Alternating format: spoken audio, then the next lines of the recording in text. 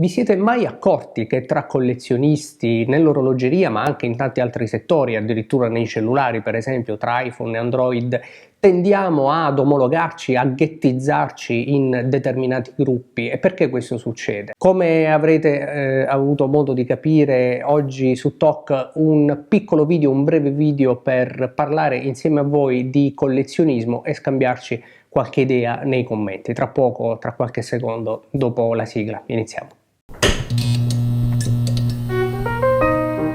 Fa parte della natura umana quella di omologarsi, come dicevo prima, ghettizzarsi in un determinato gruppo, fa parte dello spirito di appartenenza ad un determinato settore. Credo che appunto sia semplicemente natura umana. Però alcune volte si perde forse un po' di vista quello che è poi l'obiettivo, la passione, l'hobby che invece ci tiene occupati. Come dicevo, succede per tanti settori, dai cellulari alle automobili, agli orologi, alle motociclette, a tutto. Però nell'orologeria succede qualcosa di ancora più controverso, secondo me, cioè quello di omologarsi ad una determinata nicchia, quasi dimenticando tutto il resto, sebbene non solo si parli soltanto di orologi, appunto soltanto di una passione, soltanto di un hobby, per quanto bella e per quanto poi ci coinvolga, ma in ogni caso si perde di vista anche tutto quello che di bello c'è oltre alla nostra piccola nicchia. Mi riferisco per esempio a chi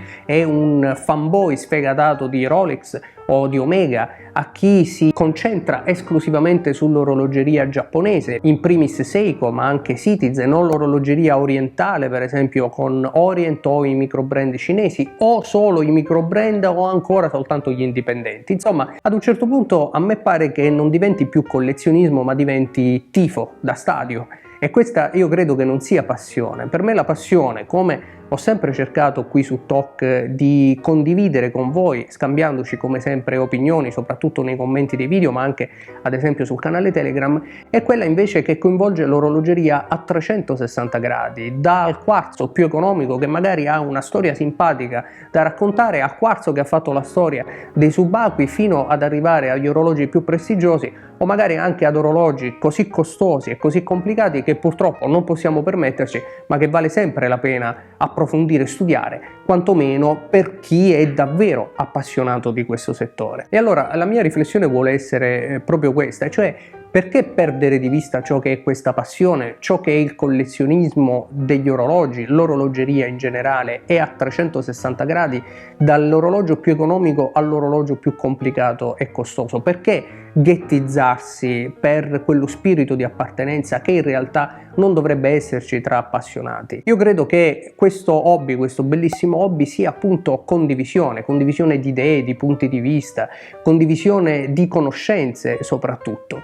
Non perdiamolo di vista. È chiaro che ci possono essere orologi che ci piacciono di meno, orologi che ci piacciono di più, oppure orologi che ci fanno battere il cuore più di tutti gli altri, però è anche vero che sono tutti accomunati da un unico denominatore, e cioè quello che si tratta appunto di orologi che rientrano poi in questa passione, in questo hobby. Non c'è un motivo particolare per cui ho registrato oggi questo video, se non quello di parlare insieme a voi, insieme ad appassionati come me, di orologeria e di collezionismo, come sempre nei commenti. Anzi, fatemi sapere che cosa ne pensate, ne parliamo insieme come sempre, con un invito, e lo dico davvero sinceramente e lo rivolgo anche a me stesso, di lasciar perdere i tifi da stadio che non portano a nulla, ma invece concentrarci su ciò che di buono può esserci, può nascere da una passione, cioè quello di conoscere nuove persone e soprattutto confrontarsi per approfondire le nostre conoscenze e soprattutto